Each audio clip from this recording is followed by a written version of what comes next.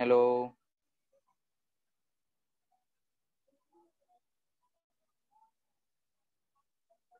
Yes sir.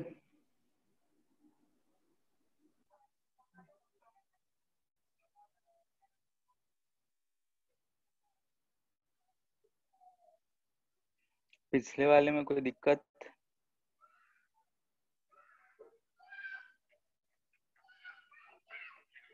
बोलो। No sir, हो गया था। क्वेश्चन सब कर रहे हो?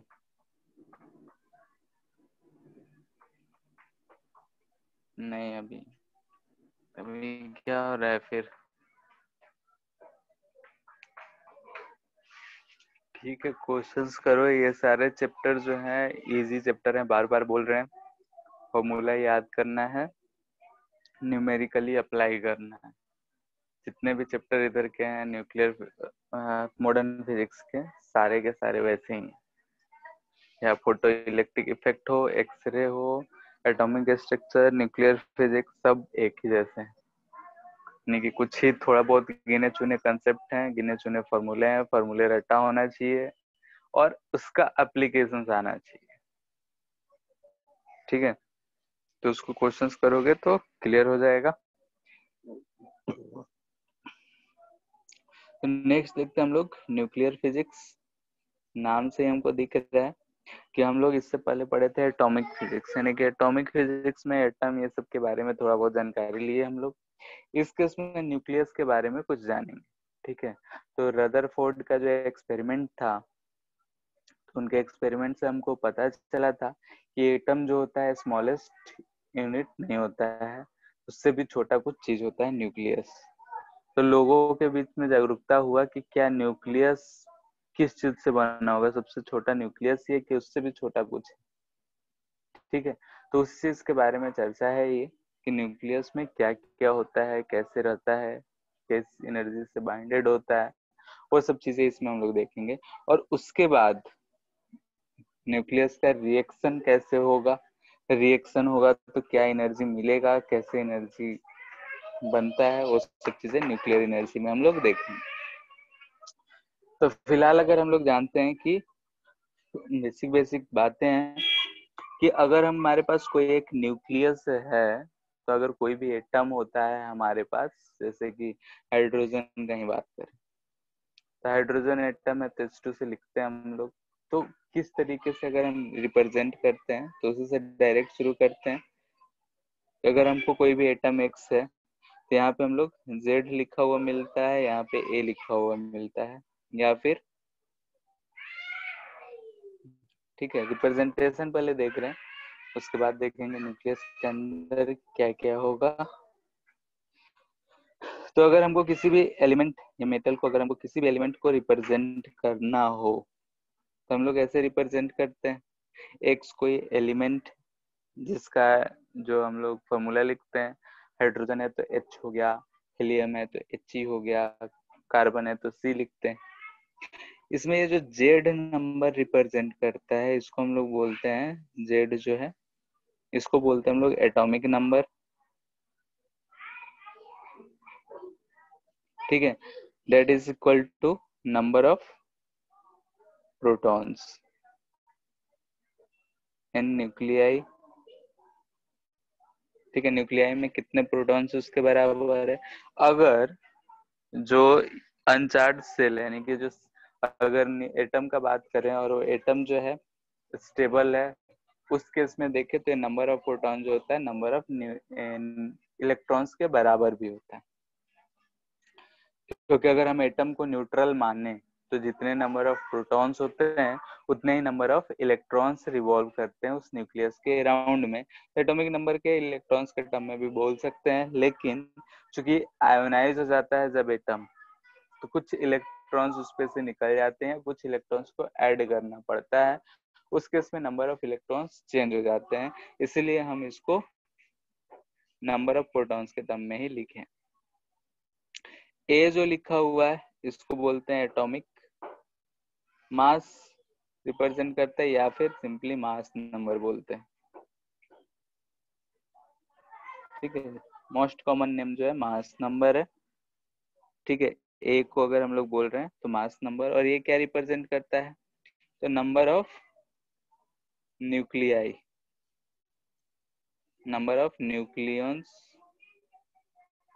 को रिप्रेजेंट करता है। न्यूक्लियंस हम किसको बोलते हैं, तो नंबर ऑफ न्यूक्लियंस का मतलब ये हुआ सम ऑफ प्रोटॉन्स प्लस न्यूट्रॉन्स। ठीक है, न्यूक्लियस में अगर सम ऑफ प्रोटॉन्स और न्यूट्रॉन्स का अगर बात करें तो उसको ये रिप्रेजेंट करता है ए। इसको मास नंबर बोलते हैं, एटॉमिक मास को भी रिप्रेजेंट करता है। तो एटॉमिक मास के लिए हम लोग एमयू ये सब यूज करते हैं, इसलिए हम नहीं यूज कर रहे हैं, मास नंबर सिर्फ लिख रहे हैं। ठीक है, इस चीज को देख के हम किस न्यूक्लियस में कितना इलेक्ट्रॉन है, प्रोटॉन है, वो सब चीजें हम बता सकते हैं। ठीक है, यानी कि जैसे कि एग्जांपल ले रहे हैं C612 कार्बन एटम है, कार्बन एटम है, इसमें 6 ये लिखा हुआ है, यानी कि इसका एटॉमिक नंबर 6 है, मास नंबर 12 है। यानी कि अगर हमसे पूछा जाए नंबर ऑफ प्रोटॉन्स कितने होंगे, तो हम बोलेंगे जितना जेड है उतना है। नंबर ऑफ, अगर न्यूट्रॉन्स का बात किया जाए तो न्यूट्रॉन्स जो होगा, ये जो ए है, यानी कि हम जो ए बोल रहे हैं यहाँ पे, ए इक्वल टू क्या है, number of neutrons plus number of protons को रिप्रेजेंट करता है, नंबर को। तो यहाँ से दोनों का सम है और प्रोटॉन हमको पता है, तो हम 12 माइनस 6 लेके फाइंड कर सकते हैं कि नंबर ऑफ न्यूट्रॉन्स जो होंगे 6 होंगे। यानी कि किसके बराबर आ रहा है हमारा, तो ए माइनस नंबर ऑफ, यानी कि ए माइनस जेड। ठीक है, यानी कि अगर नंबर ऑफ न्यूट्रॉन्स देखा जाए तो ए माइनस जेड। अब अगर हम किसी न्यूक्लियस का बात कर रहे हैं, ये जो न्यूक्लियस है, तो ये न्यूक्लियस में हम लोग बोलते हैं कि इसमें प्रोटॉन होते हैं प्लस न्यूट्रॉन होते हैं, और इलेक्ट्रॉन जो होता है इसके चारों ओर रिवॉल्व कर रहा होता है। यानी कि nucleus consist of protons plus neutrons, और इसीलिए इन दोनों को हम लोग न्यूक्लियस, इसलिए इन दोनों को क्या बोलते हैं, न्यूक्लियंस, जो कि न्यूक्लियस के अंदर में होता है। ये सब बेसिक बेसिक चीजें जो कि हम लोग जानते हैं कि कैसे रिप्रेजेंट करते हैं। जेड एटॉमिक नंबर को रिप्रेजेंट करता है, ए मास नंबर को रिप्रेजेंट करता है। ऐसे ही अगर हमको प्रोटॉन को रिप्रेजेंट करना हो, तो प्रोटॉन को अगर हमको रिप्रेजेंट करना होता है तो पी लिखेंगे, इसका मास नंबर 1, एटॉमिक नंबर भी 1, या फिर हाइड्रोजन का जो 1 है, ये भी एक प्रोटॉन को ही रिप्रेजेंट करता है। इसका एटॉमिक नंबर 1 है और न्यूक्लियस के अंदर में सिर्फ एक प्रोटॉन होता है, न्यूट्रॉन नहीं होता है, तो प्रोटॉन को हम लोग ऐसे रिप्रेजेंट कर देते हैं। अगर भाई इलेक्ट्रॉन को कैसे रिप्रेजेंट करेंगे, तो इलेक्ट्रॉन को ई से लिखते हैं। इस पे जो चार्ज जो होता है -1, यानी कि जो प्रोटॉन अगर का बात करें तो प्रोटॉन इसमें नहीं है, सिर्फ एक इलेक्ट्रॉन है, तो -1, और मास जो है एटॉमिक मास 0। इलेक्ट्रॉन को ऐसे रिप्रेजेंट करेंगे। ठीक है, वही अगर न्यूट्रॉन को रिप्रेजेंट करना हो तो n से लिखते हैं, इसका जो चार्ज है 0 है, और जो एक न्यूट्रॉन है तो एक, ठीक है, यानी एटॉमिक मास 1। तो ये हमारा रिप्रेजेंटेशन हो गया प्रोटॉन, इलेक्ट्रॉन और न्यूट्रॉन का। बाकी किसी चीज के लिए लिखना हो तो इसी फॉर्मेट में एक्स जेड ए के फॉर्म में लिख सकते हैं। ठीक है, अगर ऐसे लिखा हुआ मिल जाए तो हम उसमें नंबर ऑफ प्रोटॉन्स कितने होंगे, क्या होंगे, वो बता सकते हैं। जैसे 66H14 है, इसमें अगर हमसे बोला जाए कि नंबर ऑफ प्रोटॉन्स बताओ, कितने होंगे बताओ। इसमें 6 बोलो, होंगे number of protons. Number of proton 6।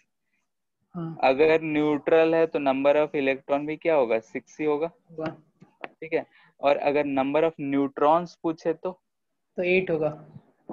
8 हो जाएगा, यानी कि 14 माइनस 6 कर देंगे, 8 हो जाएगा। तो हम वो सब फाइंड कर सकते हैं। इसके बाद अगर हम एटॉमिक मास का बात करें, ठीक है, यानी कि मास जो एटम है उसका मास कितना होगा। तो जनरली हम लोग मास को केजी में मेजर करते हैं, लेकिन एटम्स का जो मास होगा केजी में बहुत कम होगा, तो उसके लिए एक स्पेशल यूनिट में मेजर करते हैं हम लोग, AMU लिखते हैं, जिसका फुल फॉर्म होता है atomic mass unit. Mass unit. ठीक है, तो हम लोग यही चीज यूज करेंगे, क्योंकि एटम्स न्यूक्लियस का वेट मेजर करेंगे तो वो 10 किलो 5 किलो या आधा किलो ऐसा नहीं होगा, उसका वेट जो होगा बहुत कम होगा, इसलिए AMU में यूज करेंगे। और एक AMU को क्या डिफाइन करते हैं बोलो। 1.67 × 10⁻19 यूनिट नहीं, ठीक, 1/12 of C12 mass atom. Of C612 atom. ठीक है, सर इन कार्बन, ग्राउंड। कार्बन का ही एटम क्यों लेते हैं इसमें? अब रेफरेंस ले लिया गया है, ठीक है, जो कि नियरेस्ट वैल्यू आता है एटॉमिक मास वैल्यू में, रेफरेंस में ले लिया गया है इसलिए। ठीक है, ये रेस्ट में होना चाहिए एंड इन ग्राउंड स्टेट। ठीक है, इस कंडीशन में इसका वैल्यू हमको याद रखना है, 1.67 यूज कर लेते हैं, या 66 इंटू 10⁻⁻27 kg।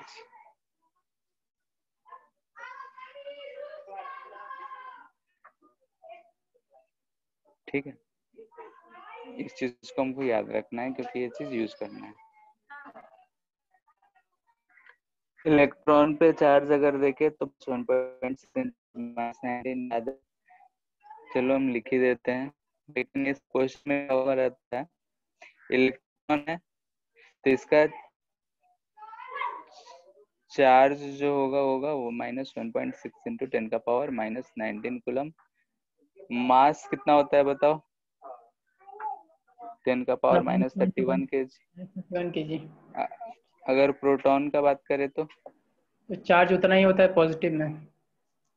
चार्ज प्लस ही, इसको माइनस ही लिखते हैं, और मास कितना हो जाएगा, मास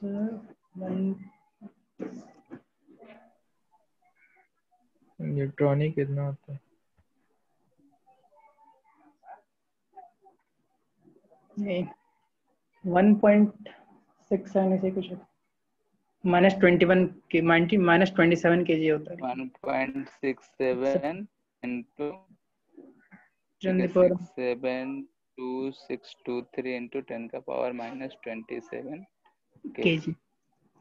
ठीक है, AMU में लिखेंगे तो ये 1.007276।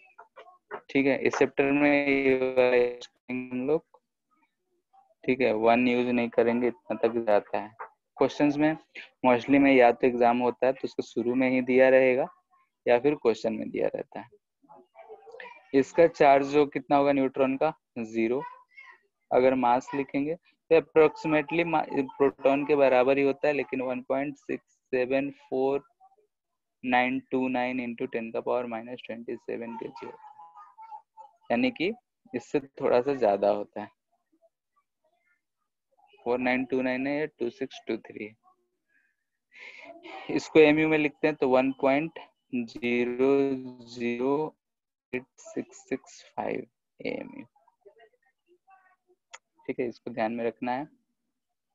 क्वेश्चंस अगर दिया रहेगा, बुक्स में दिया रहता है तो नहीं दिया रहता है वैल्यूज, क्योंकि बुक में एक जगह लिखा हुआ रहेगा, लेकिन एग्जाम में सब में पूछता है तो वैल्यू दिया ही रहता है मोस्टली जगह, या फिर जब एग्जाम होगा तो इंट्रोडक्शन जहाँ होता है उसी पेज पे सारे वैल्यूज दिए रहते हैं। तो प्रोटॉन है, न्यूट्रॉन है, तो ये मास है, ये चीज यूज होता है। ठीक है, इसमें अगर हम लोग कुछ डिफिनीशन का बात करें, ठीक है, सम डिफिनीशन जनरल नॉलेज के लिए, ये सब भी जानते ही होंगे। पहला हम बोल रहे हैं आइसोटोप्स, किसको बोलते हैं सेम बोलो, एटॉमिक नंबर बट डिफरेंट मास। यानी सेम जेड रहता है डिफरेंट एटॉमिक ए मास। रहता है, ठीक है। यानी कि सेम जेड या फिर नंबर ऑफ प्रोटॉन्स कर सकते हैं, यस सर।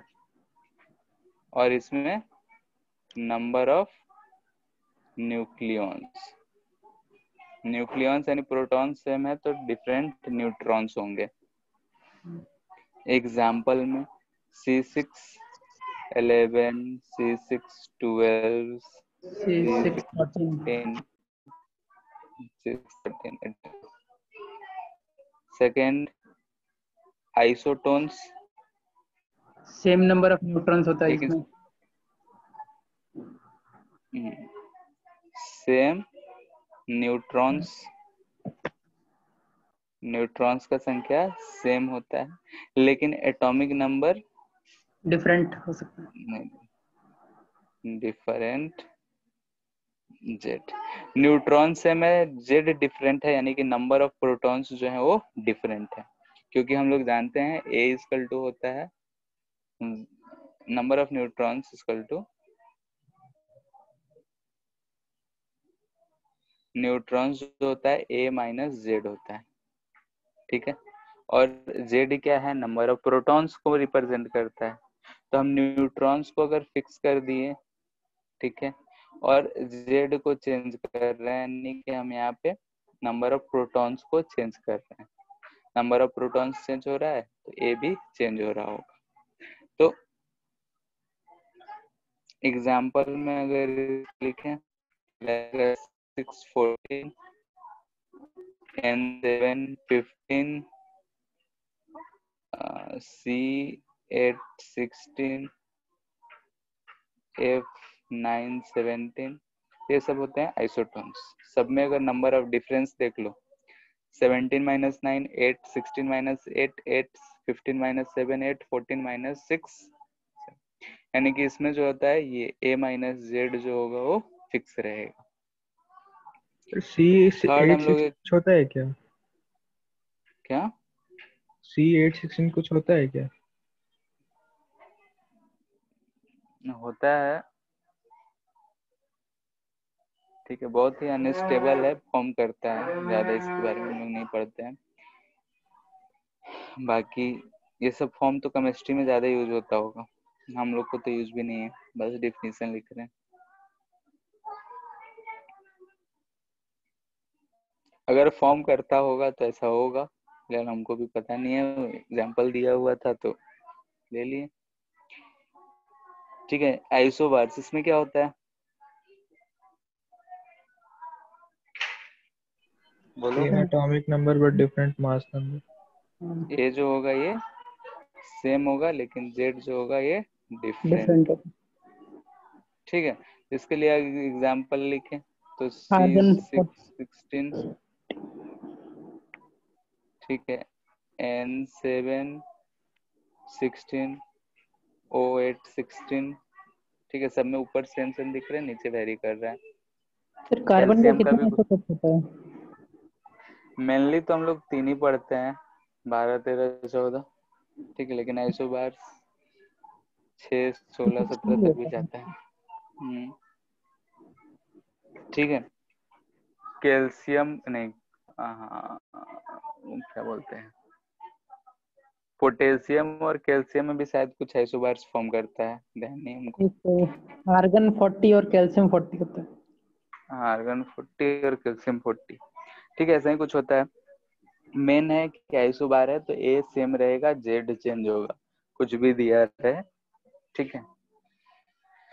इसके बाद अगर साइज न्यूक्लियस का बात करें, साइज ऑफ न्यूक्लियाई, ठीक है, न्यूक्लियस का अगर साइज का बात करें तो ये जो होता है ऑर्डर ऑफ 10⁻⁻15 मीटर के ऑर्डर का होता है। एटम का साइज का बात किया जाए तो ये होता है 10⁻10 मीटर के ऑर्डर का, ठीक है। यानी कि एटम जो है न्यूक्लियस से बड़ा होता है ऑफ कोर्स, और वो भी कितने टाइम्स, तो दिख रहा है 10⁵ टाइम्स, ठीक है। तो इसका जो हम लोग साइज फाइंड करते हैं तो हम लोग साइज देते हैं न्यूक्लियस का, size of nucleus R equal लिखते हैं R0 A⁻⁴, ठीक है। आर नॉट जो होता है वो कांस्टेंट होता है 1.2 इंटू 10⁻⁻15 मीटर। ए जो है मास नंबर है उसका अंडर। ये साइज ऑफ न्यूक्लियस अगर हमसे पूछा जाए तो ए के टर्म में ऐसे लिखते हैं। ठीक है, वॉल्यूम से दिख रहा है, वॉल्यूम से कंपेयर करके आता है, तो हम लोग को उतना नहीं जानना है। फॉर्मूला याद रखना है कि R equal to R nought A raise to power 1/3 होगा।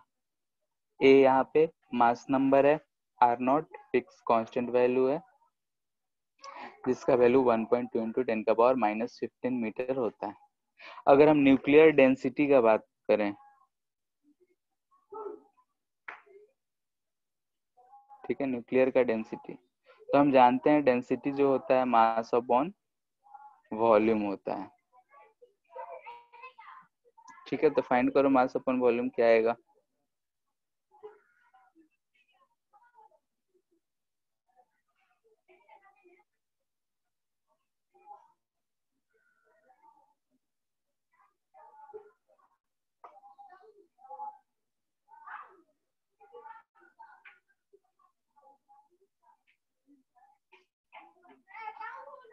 बोलो मास कितना हो जाएगा, मास ऑफ प्रोटॉन और मास ऑफ न्यूट्रॉन, यही होगा।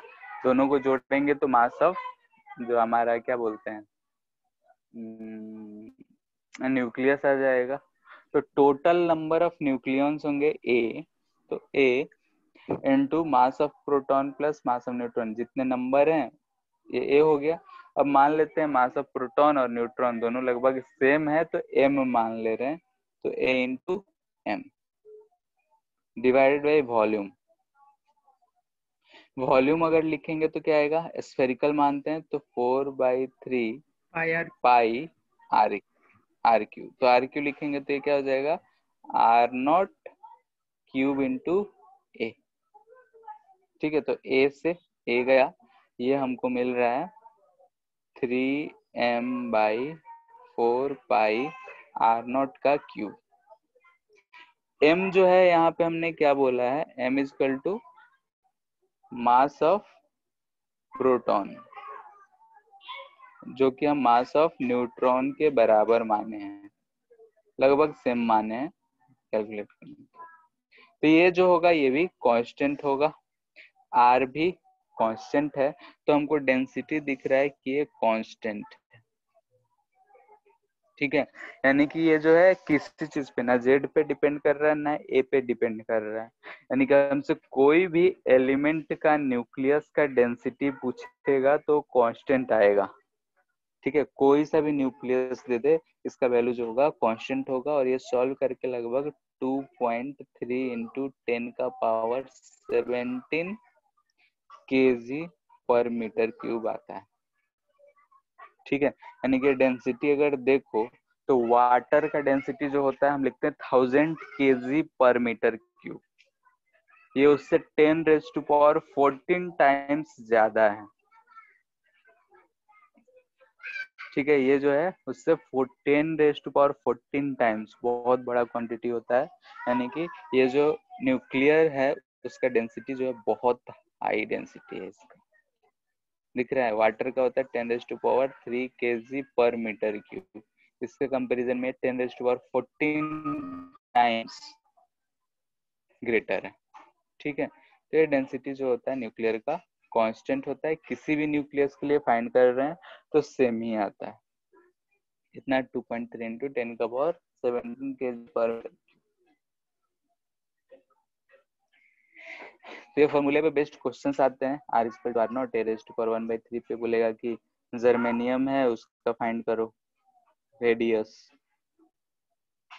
ठीक है, वॉल्यूम के लिए अगर हमसे पूछेगा तो 4/3 पाई आर क्यू कर देंगे न्यूक्लियस का वॉल्यूम। डेंसिटी का बात कर रहा है तो डेंसिटी कैलकुलेट करो या ना करो यही आना है। ठीक है, कोई भी मटेरियल के लिए देख रहे हैं तो सेम आएगा, क्योंकि ना तो ये ए पे डिपेंड कर रहा है ना जेड पे। एम है तो कांस्टेंट है, मास ऑफ न्यूट्रॉन प्रोटॉन चेंज नहीं हो रहा है। पाई पाई है, नॉट फिक्स है, तो उसके लिए सेम आएगा। आयरन दे दे, निकल दे दे, कोबाल्ट, सबके लिए न्यूक्लियर डेंसिटी जो होगा सेम आएगा। तो इतना बात हम लोग समझे अभी कि अगर न्यूक्लियस है तो उसका साइज क्या बहुत छोटा साइज होता है, और ऐसे हम लोग लिख सकते हैं। न्यूक्लियस का चार्ज का बात करें, चार्ज ऑन न्यूक्लियस, ठीक है। तो चार्ज का अगर बात करें तो ये जो होगा Z इंटू ई होगा, हम लोग पहले भी यूज कर रहे हैं, नया बात नहीं है, क्योंकि total number of protons into charge of proton, एक प्रोटॉन का चार्ज होता है E के बराबर, और टोटल नंबर ऑफ प्रोटॉन्स कितने होते हैं, तो नंबर ऑफ Z के बराबर, एटॉमिक नंबर के बराबर। तो हम चार्ज को ऐसे लिख सकते हैं,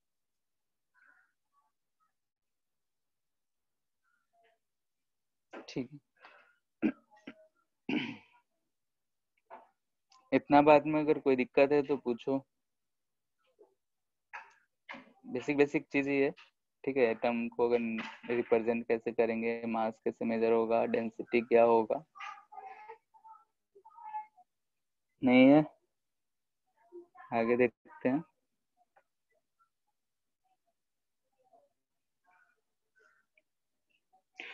मास डिफेक्ट,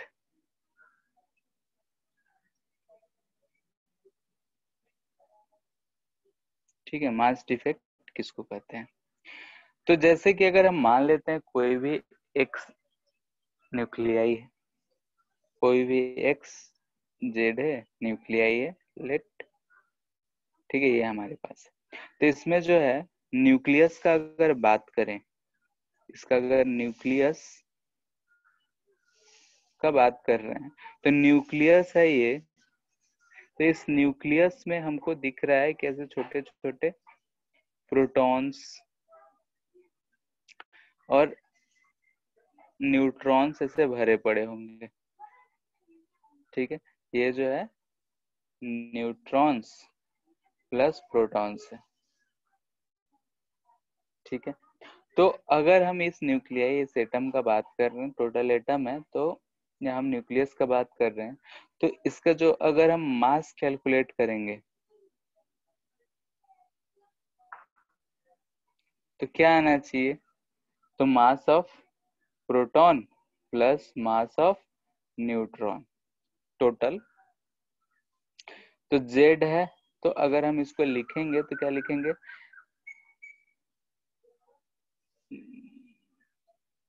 ऐसे टोटल, ठीक है।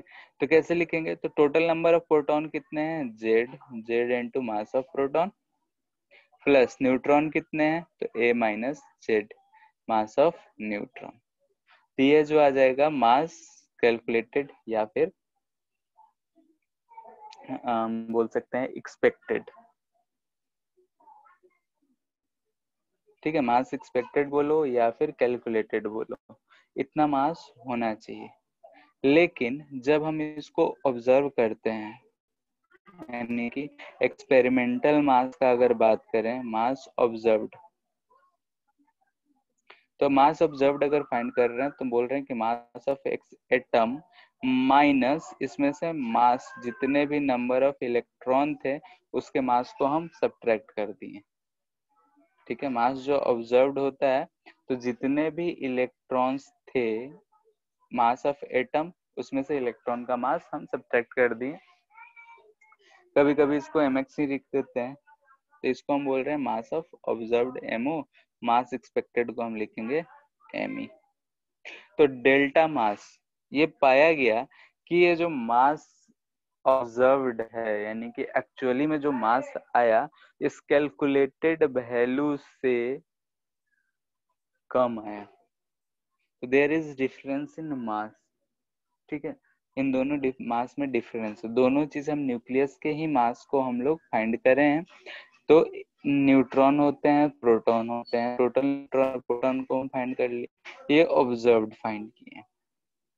तो होता क्या है कि इन दोनों में डिफरेंस आता है, तो डेल्टा एम अगर हम लिखेंगे तो लिखेंगे मास एक्सपेक्टेड माइनस मास ऑब्जर्व्ड, ठीक है।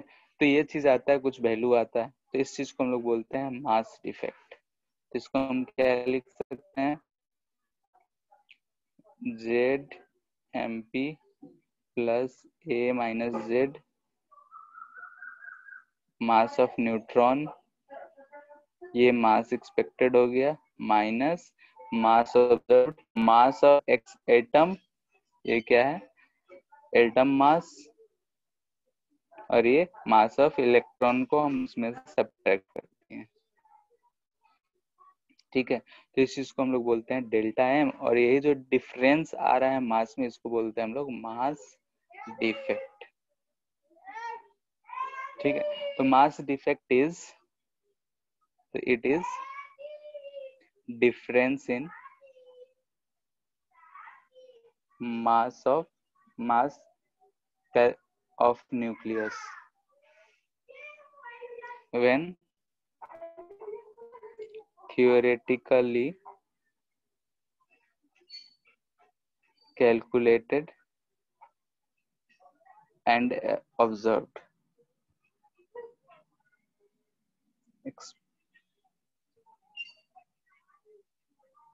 ठीक है, जो एक्सपेरिमेंटली ऑब्जर्व किए हैं या फिर थ्योरेटिकली हम कैलकुलेट कर रहे हैं, दोनों में जो हमारा दिखता है कि मास में थोड़ा बहुत डिफरेंस आता है, तो जो मास का डिफरेंस है उसी चीज को हम लोग बोलते हैं मास डिफेक्ट। डेल्टा एम अगर लिखना हो तो delta M is mass defect, mass of nucleus calculated minus observed, value को हम लोग बोलते हैं मास डेल्टा मास।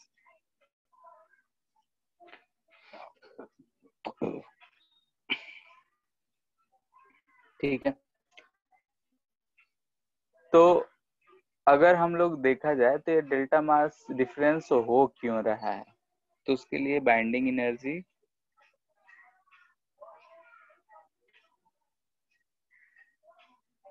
कंसेप्ट है।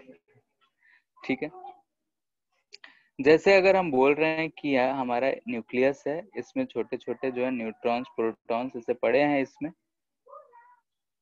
ठीक है, अगर हम दो प्रोटॉन्स का ही बात करें तो दोनों प्रोटॉन्स जो होते हैं आपस में रिपल्सिव है। ठीक है, दो प्रोटॉन्स है वो आपस में रिपल्सिव है। ठीक है, यानी कि अगर दो प्रोटॉन्स जो होंगे वो आपस में रिपेल करके दूर दूर जाना चाह रहे होंगे, लेकिन यहाँ पे अगर हम देख रहे हैं तो दूर दूर नहीं जा रहे हैं, बंधे पड़े हुए हैं। तो बंधे हैं तो किसी न किसी एक एनर्जी से बंधे पड़े हुए हैं। ठीक है, यानी कि they are bounded by some energy, that energy is known as binding energy. या फिर बोल सकते हैं कि इस न्यूट्रॉन और प्रोटॉन को तोड़ने के लिए हमको जितना एनर्जी देना पड़ेगा, हम इसमें एनर्जी प्रोवाइड करें, और ये जो न्यूट्रॉन्स प्रोटॉन्स है ऐसे दूर दूर सेपरेट हो गए। ठीक है, तो ये जो एनर्जी हम दिए इस चीज को बोलते हैं बाइंडिंग एनर्जी। ठीक है, यानी कि एनर्जी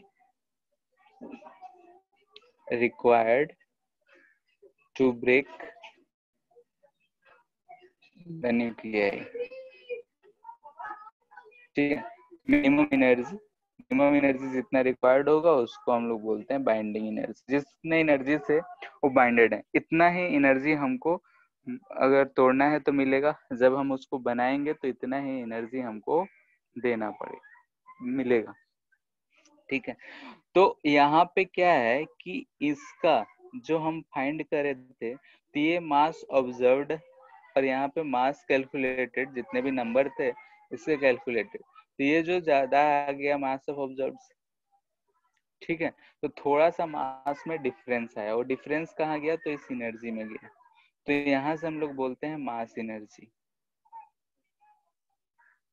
ठीक है, मास एनर्जी के फॉर्म में गया। ये मास एनर्जी क्या होता है, तो equal to delta M C square लिखते हैं। आइंस्टाइन मास एनर्जी बोलते हैं किसी भी बॉडी के पास अगर मास हो तो इतना एनर्जी होता है। ठीक है, जैसे हम फोटॉन्स के लिए लिखते हैं M square C to power 4 plus P square C square, ये किसी भी बॉडी के लिए एनर्जी है। लेकिन किसी के पास मास है तो ये अगर मान लेते हैं कि उसका पास मोमेंटम नहीं है तो हम इसको ऐसे लिख सकते हैं एम सी स्क्वायर। तो ये मास की वजह से जो एनर्जी है उसको बोल रहे हैं, तो मास एनर्जी। यहाँ पे डेल्टा एम मास डिफरेंस है तो उस चीज को हम बोल रहे हैं डेल्टा एम सी स्क्वायर। और ये एनर्जी जो जा रहा है किस में जा रहा है, बाइंडिंग एनर्जी में। यानी कि अगर हमको तोड़ना है तो इतना एनर्जी देना पड़ेगा। ठीक है, यानी कि इतना डिफरेंस आ रहा है। जब हम तोड़ रहे हैं तो इतना एनर्जी दिए हैं, यानी कि जब हम क्रिएट किए होंगे, यानी कि उस छोटे छोटे न्यूक्लियस को, न्यूक्लियाई को, प्रोटॉन्स को, न्यूट्रॉन्स को पकड़ के जब हम न्यूक्लियस बना रहे होंगे तो इतना मास का एनर्जी डिफरेंस आया होगा, और उसी एनर्जी डिफरेंस में वो डिफेक्ट जा रहा है। इसीलिए कैलकुलेटेड जो है हमारा ऑब्जर्व से ज्यादा है, क्योंकि जब हम कैलकुलेट कर रहे हैं तो टोटल नंबर ऑफ न्यूट्रॉन्स और प्रोटॉन्स को मान रहे हैं। न्यूट्रॉन जितने हैं, प्रोटॉन्स जितने हैं, उन सबका मास को हम कंसीडर कर रहे हैं। लेकिन जब हम उसको पकड़ के बना रहे हैं, एक न्यूक्लियस फॉर्म कर रहे हैं, तो जब हम उसको न्यूक्लियस फॉर्म कर रहे हैं उस समय हम देख रहे हैं कि कुछ ना कुछ एनर्जी रिलीज होगा, क्योंकि जब हमको तोड़ना है तो हम एनर्जी प्रोवाइड करा रहे हैं, तो जब हम उसको बनाएंगे तो उसमें से एनर्जी रिलीज होगा। ठीक है, तो इस बात का ध्यान रखना। तो वही एनर्जी किस फॉर्म में रिलीज हो रहा है, तो मास के फॉर्म में, और इसी वजह से वहां पे थोड़ा सा डिफेक्ट आ रहा है, मास डिफेक्ट, क्योंकि थोड़ा सा मास जो है वो एनर्जी के फॉर्म में चला गया है। तो यहाँ पे है कि यहाँ पे मास डिफेक्ट क्यों आ रहा है, तो जब हम इस न्यूक्लियॉन्स को, यानी कि प्रोटॉन्स को, न्यूट्रॉन्स को अगर उल्टा ऐसा बनाएंगे, उल्टा प्रोसेस में ले जाएंगे, तो हमको एनर्जी रिलीज होता हुआ दिखेगा। क्योंकि जब बना हुआ है, तोड़ने के लिए हमको एनर्जी देना पड़ा है, तो बनेगा जब तो एनर्जी हमको मिलेगा। तो एनर्जी किस फॉर्म में मिल रहा है, तो मास के फॉर्म में मिल रहा है, मास एनर्जी के फॉर्म में मिल रहा है। तो वहीं से हमको ये डेल्टा मास डिफेक्ट आ रहा है, यानी कि कैलकुलेटेड और ऑब्जर्व में जो डिफरेंस आ रहा है इसी एनर्जी की वजह से आ रहा है। ठीक है, और ये एनर्जी किसकी वजह से है, तो मास की वजह से एनर्जी, इसलिए हम लोग बोलते हैं मास डिफेक्ट। मास एनर्जी, कोई भी बॉडी के पास अगर मास है, स्पीड है, तो हम बोलते हैं उसके पास कुछ एनर्जी होगा। तो यहाँ पे भी हम लोग वही चीज देख रहे हैं। अगर न्यूक्लियस है हमारे पास, अगर हमको उसको तोड़ना है तो एनर्जी प्रोवाइड करना पड़ेगा, क्योंकि स्टेबल है, बना हुआ है। लेकिन जब वो बना रहे होंगे तो बनाएंगे तो उसमें से एनर्जी रिलीज होता है, यानी कि 2-3 न्यूक्लियस अगर पास ले जा रहे हैं तो एनर्जी रिलीज होगा। तो वही एनर्जी यहाँ पे जो रिलीज हो रहा है वो मास के फॉर्म में, मास जो होता है एनर्जी के फॉर्म में रिलीज हो जा रहा है, इसीलिए थोड़ा मास घट जा रहा है, कैलकुलेटेड से ऑब्जर्व जो है कम आ रहा है। तो ये हम डेल्टा एम सी स्क्वायर इसको बोलते हैं बाइंडिंग एनर्जी। ठीक है, यानी कि जितना energy required to break the nuclei, या फिर फॉर्म करेंगे न्यूक्लियाई को तो कितना एनर्जी रिलीज होगा, उसी चीज को हम लोग बोल रहे हैं बाइंडिंग एनर्जी। इसको मास एनर्जी के फॉर्म में लिखते हैं, तो मास एनर्जी के फॉर्म में ऐसा चीज लगता है। अगर हम कैलकुलेट करें हियर, ठीक है, if delta M is equal to 1 AMU, ठीक है, डेल्टा एम को अगर 1 AMU लिखें तो ई जो आएगा 1 AMU, इसको केजी में लिखें तो 1.6 इंटू 10 का पावर -27 इंटू 3 इंटू 10 का पावर 18 का स्क्वायर, 3 का पावर 8, इसका स्क्वायर होगा इतना जूल। ठीक है, तो इस चीज को जब हम सॉल्व करते हैं और इलेक्ट्रॉन से इसको ई से डिवाइड कर देते हैं तो इलेक्ट्रॉन वोल्ट में आ जाएगा, तो ये जूल में आएगा। लेकिन जूल में हम लोग यूज नहीं करके इसको इलेक्ट्रॉन वोल्ट में यूज करते हैं, और ये आता है हमारा 931.5 मेगा इलेक्ट्रॉन वोल्ट। ठीक है, ये एम क्या रिप्रेजेंट कर रहा है, तो एम से मेगा है, मेगा यानी 10⁻⁶। एनर्जी है 931.5 मेगा इलेक्ट्रॉन वोल्ट 1 AMU के लिए। This is energy for 1 AMU। इस चीज को, रिजल्ट को याद रखना है। ठीक है, 1 AMU के लिए है, तो फॉर डेल्टा एम AMU, ठीक है, डेल्टा एम के लिए हम लोग ये कितना लिख सकते हैं, तो हम directly 931.5 into delta M mega electron volt लिख सकते हैं।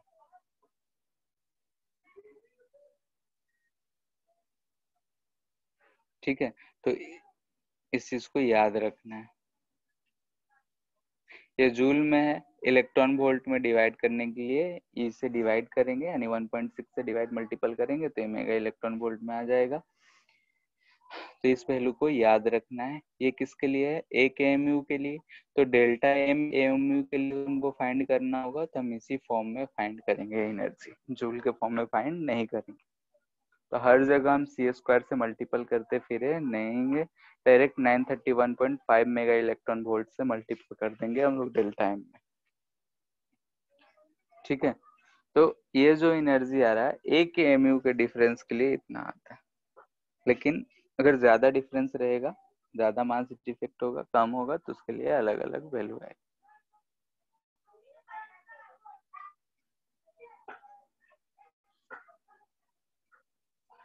ठीक है, जैसे इसी पे क्वेश्चन करते हैं, कैलकुलेशन ज्यादा है। ठीक है, ये सब क्वेश्चंस में कैलकुलेशन बहुत ज्यादा होता है। जब प्रैक्टिस करने बैठो तो कैलकुलेटर यूज कर सकते हो। ठीक है, कैलकुलेटर यूज करने के लिए इसमें कोई दिक्कत नहीं है, कंसेप्ट सही सही लगाना है। ठीक है,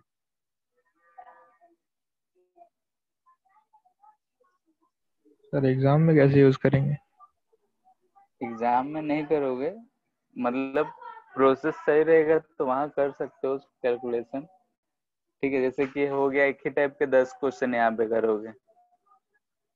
ठीक है, तो 10 क्वेश्चन बार बार बनाएंगे तो माथा थोड़ा इरिटेट हो जाता है। एक दो क्वेश्चन ऐसे सॉल्व करो, बाकी कैलकुलेटर से सॉल्व कर सकते हो। ठीक है, क्योंकि इसमें मास जो यूज करेंगे डेल्टा एम यू, तो पूरा ऐसा नहीं कि न्यूट्रॉन का मास भी 1 ले ले, प्रोटॉन का भी मास 1 ले ले, पॉइंट के 5-6 डिजिट तक जाएगा ही।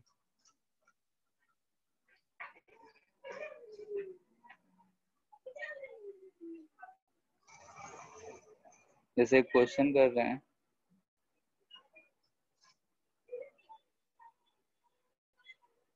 जैसे दिया हुआ है कि He2 4 है।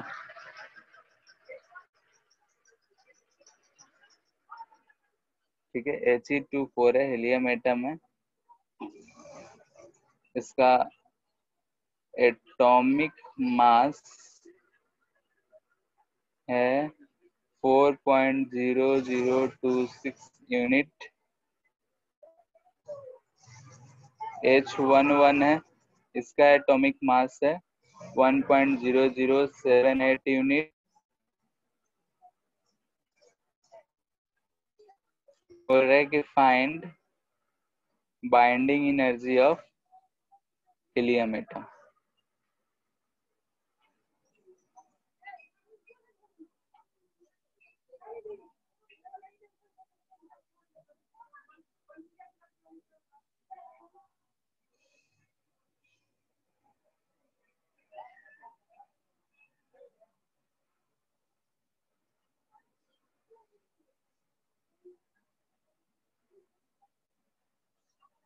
मास ऑफ न्यूट्रॉन दे रखा है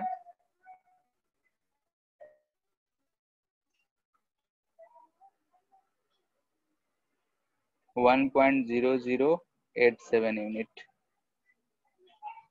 ठीक है, तो बाइंडिंग एनर्जी फाइंड करना है।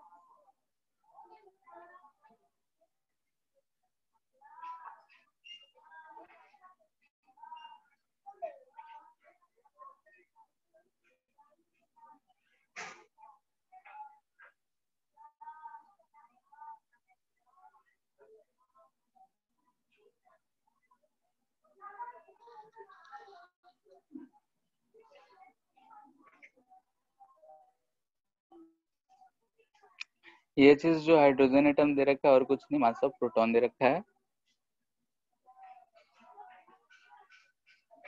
ये जो चीज दे रखा है ये मास ऑब्जर्व दे रखा है। ठीक है, हीलियम न्यूक्लियस है तो मास कैलकुलेटेड फाइंड करना पड़ेगा। तो मास कैलकुलेटेड कैसे फाइंड करेंगे? तो इसमें 2 गो प्रोटॉन है तो 2 into mass of proton plus neutron कितने हैं तो 4 माइनस 2 न्यूट्रॉन है इंटू मास ऑफ न्यूट्रॉन।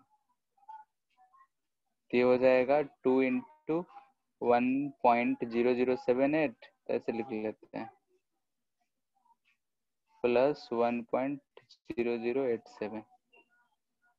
ठीक है, तो 2 इंटू हो जाएगा 560.112 यानी कि हो जाएगा कितना 400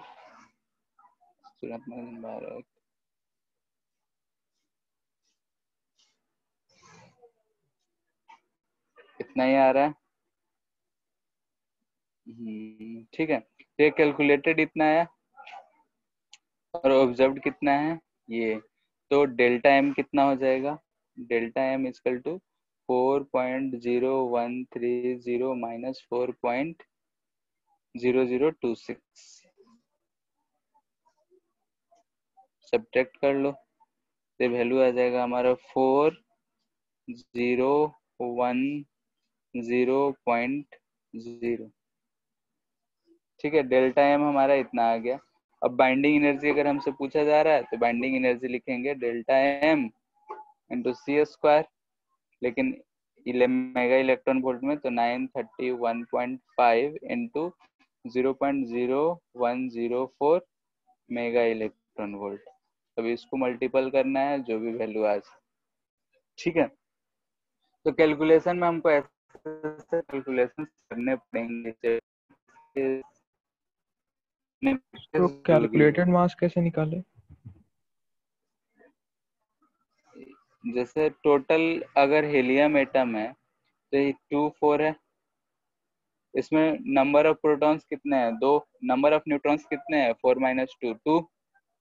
ठीक है, मास ऑफ न्यूट्रॉन दे रखा है, ये चीज क्या रिप्रेजेंट कर रहा है प्रोटॉन को, तो मास ऑफ प्रोटॉन दे रखा है। तो हम टोटल कैलकुलेट कर लिए, 2 प्रोटॉन है उसका मास और 2 न्यूट्रॉन है उसके मास को जोड़ दिए तो हमको कैलकुलेटेड मास मिल गया थ्योरेटिकल। ठीक है, ऑब्जर्व्ड दे रखा है तो हम डेल्टा एम फाइंड कर लिए। बात समझ आया? Yes sir. ठीक है, तो इसमें ऐसे इजी है। ठीक है, ऐसा नहीं है कि बहुत हार्ड है, लेकिन यही है कि कैलकुलेशन करने में थोड़ा दिमाग को शांत रखना पड़ेगा। पॉइंट्स में है, ज्यादा दूर तक जाता है, कैलकुलेशन करना पड़ेगा। ठीक है, तो माइंड को शांत रख के सॉल्व करोगे हो जाएगा।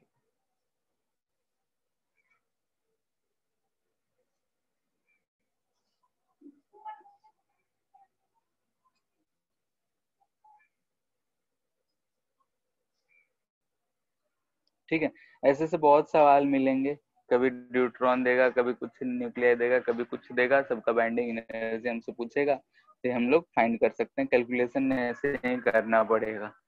ठीक है, तो इसलिए और ज्यादा क्वेश्चन नहीं करा रहे हैं। अब अगर हम स्टेबिलिटी का बात करते हैं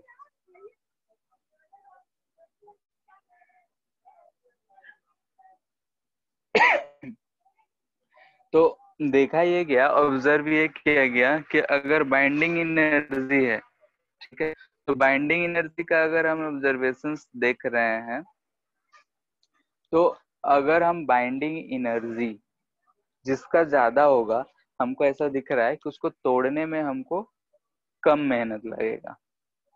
ठीक है, अगर बाइंडिंग एनर्जी ज्यादा होगा तो उसको तोड़ने में हमको कम मेहनत लगेगा। ठीक है, तभी न्यूक्लियर फोर्स को हम यहाँ पे इंट्रोड्यूस नहीं किए हैं, थोड़ा बहुत ही बोलेंगे उसके बारे में।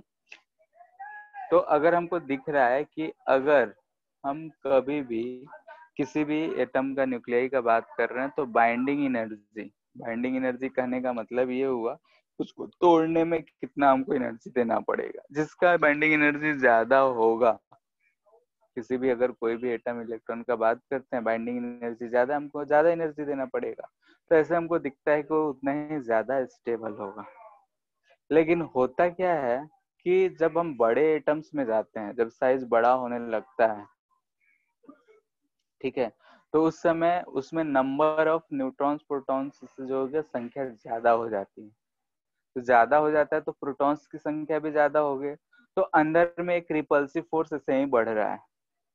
अगर प्रोटॉन्स है अंदर, संख्या प्रोटॉन्स की बढ़ते जा रहा है, तो नंबर में अंदर में रिपल्सिव फोर्स भी बढ़ते जा रहा है। यानी कि अगर हमको तोड़ना है तो अंदर से भी वो भागना तो चाह ही रहा है, बाहर से अगर हम थोड़ा भी एनर्जी देंगे तो भाग जाएगा। तो बाइंडिंग एनर्जी जो है उस केस में मेजर नहीं हो जाता है। तो स्टेबिलिटी के लिए हम लोग अदर फैक्टर डिफाइन करते हैं, बाइंडिंग एनर्जी पर न्यूक्लियन। ठीक है, उसके लिए हम लोग डिफाइन करते हैं बाइंडिंग एनर्जी पर न्यूक्लियन, और इसको हम लोग बी एन से लिख देते हैं। ये क्या होता है, तो बाइंडिंग एनर्जी पर न्यूक्लियन यानी कि टोटल नंबर ऑफ न्यूक्लियॉन्स ए से डिवाइड कर देंगे तो ये चीज आ जाता है। ठीक है, बाइंडिंग एनर्जी पर न्यूक्लियन जो होगा ये होगा हमारा measure to find stability of any atom. जैसे अगर कोई एग्जांपल लेते हैं, ठीक है, मान लेते हैं कि binding energy of x is greater than binding energy of y। ठीक है, और अगर बाइंडिंग एनर्जी पर न्यूक्लियन अगर x का बात कर रहे हैं, ये हमको लेस हो गया binding energy of y A Y. अगर इसमें हमको स्टेबिलिटी का बात करना हो तो ये हम नहीं देखेंगे, इसको देखते हुए हम बोलेंगे कि इन दोनों से कि y जो होगा विल बी मोर स्टेबल। ठीक है, y जो होगा वो ज्यादा स्टेबल होगा एज कंपेयर टू, ठीक है, बाइंडिंग एनर्जी जो होगा वो more stable, binding energy per nucleon जिसका ज्यादा होगा वो मोर स्टेबल होगा एज कंपेयर टू, दिख रहा है कि जिसका बाइंडिंग एनर्जी ज्यादा। तो हम लोग सिर्फ बाइंडिंग एनर्जी नहीं देखेंगे बल्कि बाइंडिंग एनर्जी पर न्यूक्लियन देखेंगे। ये इसलिए देखते हैं कि जैसे जैसे अगर न्यूक्लियन की संख्या ज्यादा बढ़ते जा रहा है, जितना ज्यादा न्यूक्लियन, तो अगर हम लोग देखेंगे जितना ज्यादा न्यूक्लियन होगा, जितना ज्यादा नंबर ऑफ न्यूक्लियंस बढ़ता जाएगा उतना ही अंदर में रिपल्सन ज्यादा बढ़ता जाएगा।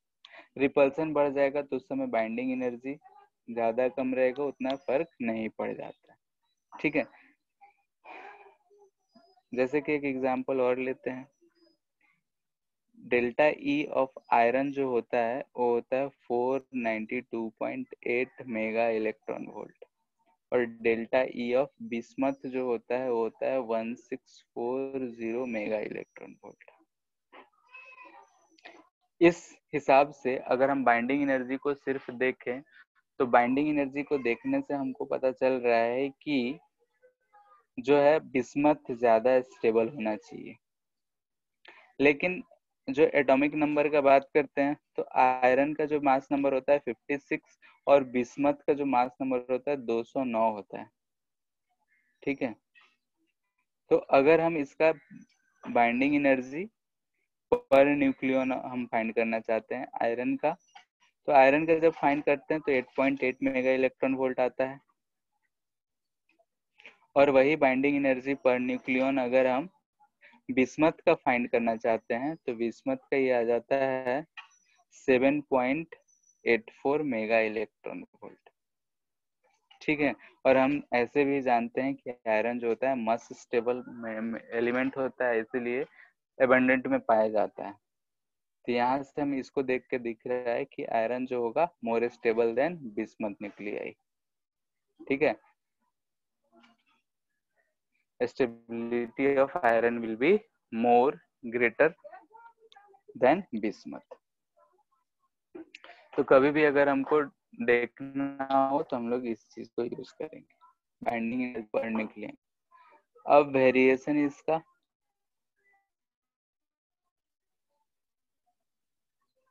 ठीक है, ये कर्व याद रखना है, एक एक्सपेरिमेंटल है, कहीं भी देखोगे तो ऐसा ही आएगा। ठीक है, ऐसा कुछ रहता है। यहाँ पे अगर देखोगे तो ऐसे वेरिएशन कुछ ऐसा कुछ रहता है।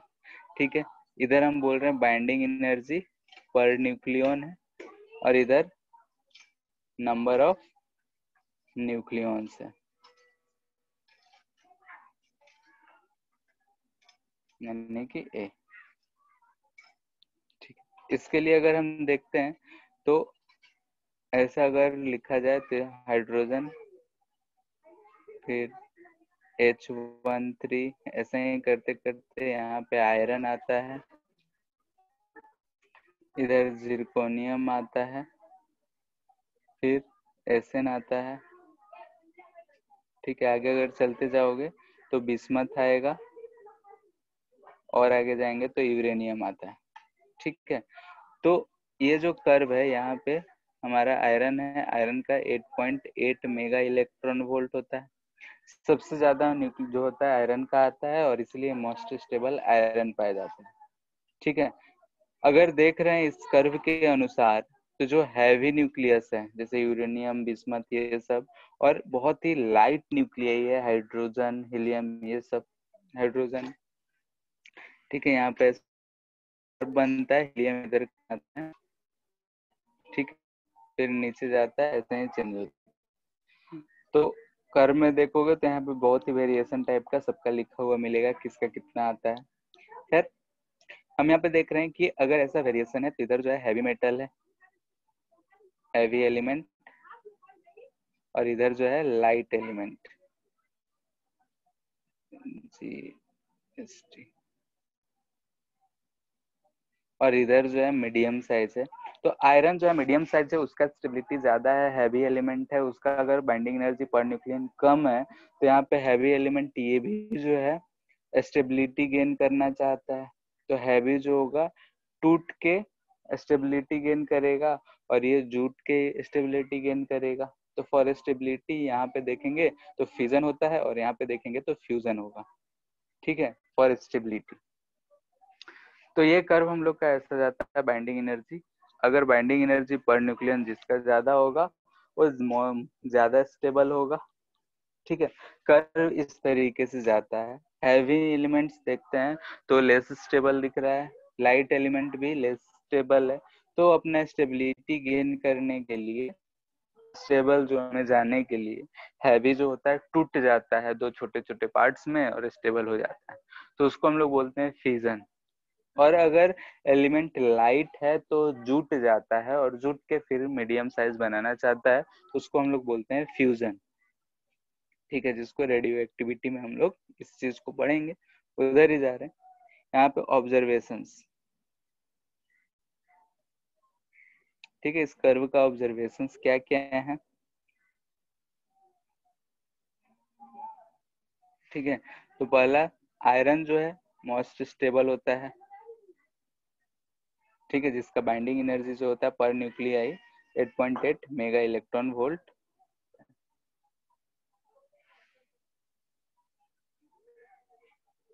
ठीक है, इतना होता है। तो ये सबसे ज्यादा पाया जाता है किसी भी एलिमेंट के लिए, तो मोस्ट स्टेबल होता है। मोस्ट स्टेबल है इसीलिए एबंडेंट में कहीं भी पाया जाता है।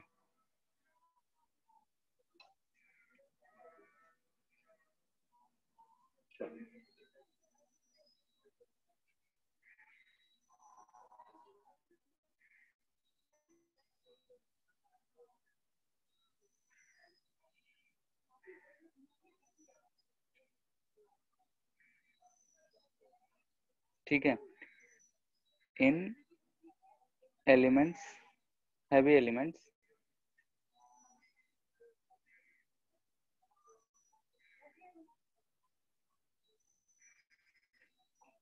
Due to Coulombic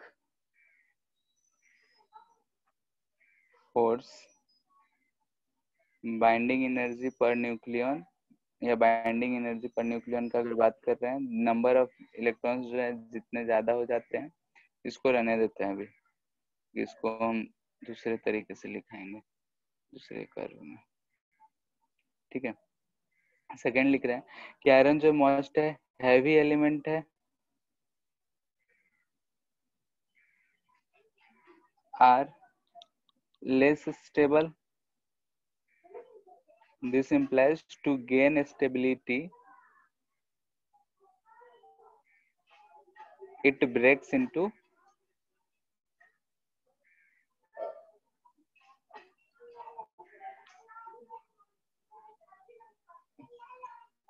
medium element, medium size, ठीक है, जिसको हम बोलते हैं फ्यूजन हो गया। ठीक है, फ्यूजन बोलते हैं ब्रेकिंग को। थर्ड, जो लाइट एलिमेंट है, कंबाइन टू गेन स्टेबिलिटी। ठीक है, और इसको हम लोग क्या बोलते हैं, फ्यूजन। ठीक है, यानी कि जो लाइट एलिमेंट होंगे वो कंबाइन करेंगे, जो हैवी एलिमेंट होंगे वो ब्रेक करेंगे, तो इसको हम लोग बोलते हैं फ्यूजन हो गया, और उसको बोलेंगे फ्यूजन हो गया। जुड़ना यानी फ्यूज करना, और टूटना यानी कि फ्यूजन बोलते हैं उसको।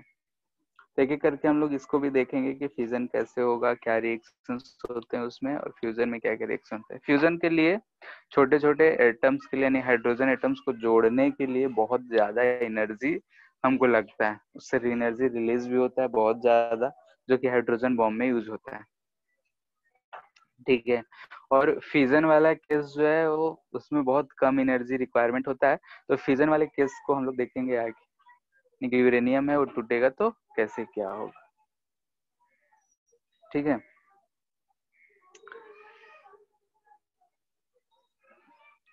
इसके बाद हम लोग को कुछ कुछ बातें पढ़ना है, जैसे क्यू वैल्यू क्या होता है, और फिर उसके बाद रेडियो एक्टिविटी। रेडियो एक्टिविटी में वही चीज आएगा कि डीके सब देखेंगे, alpha decay, beta decay, gamma decay, फिर वही न्यूक्लियर रिएक्शंस में fusion and fusion. Nuclear reactions में पढ़ते हैं हम लोग इसको फ्यूजन एंड फ्यूजन टॉपिक से ही, कि फ्यूजन में क्या होगा, फ्यूजन में क्या होगा।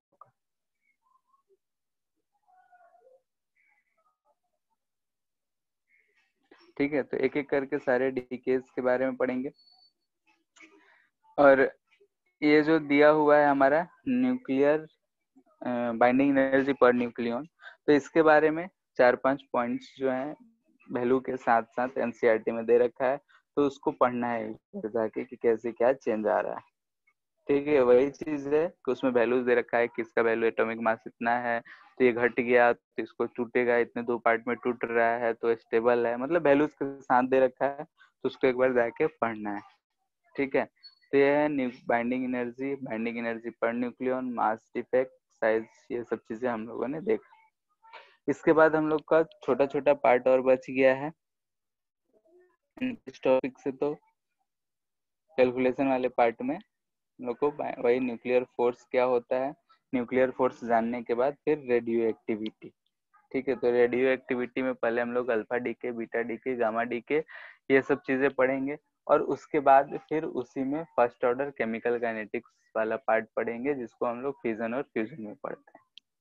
ठीक है, तो कल हम लोग वही अल्फा बीटा डीके ये सब चीज के बारे में देखेंगे, न्यूक्लियर फोर्स क्या होता है और स्टेबिलिटी कैसे और चेक कर सकते हैं, उन सब चीज के बारे में बात करेंगे। और फिर जैसे कि अगर हम देखते हैं कि कोई भी एलिमेंट है, हैवी एलिमेंट है, तो उसमें जो एटॉमिक जो लोअर एलिमेंट्स उसमें नंबर ऑफ प्रोटॉन्स और नंबर ऑफ न्यूट्रॉन्स लगभग बराबर होते हैं, और जैसे जैसे वो हैवी होते जाता है उसमें नंबर ऑफ न्यूट्रॉन्स बढ़ते जाते हैं।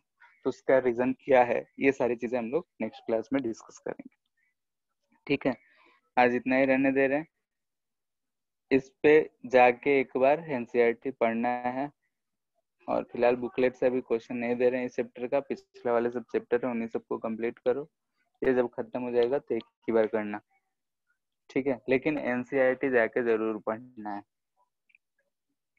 ठीक है सर फिर आज बुकलेट में तो एटॉमिक स्ट्रक्चर के बस 16 क्वेश्चन है। एटॉमिक स्ट्रक्चर का सिर्फ 16 है। हाँ सर। पता नहीं, देखे नहीं है। ठीक है, देख लेते हैं।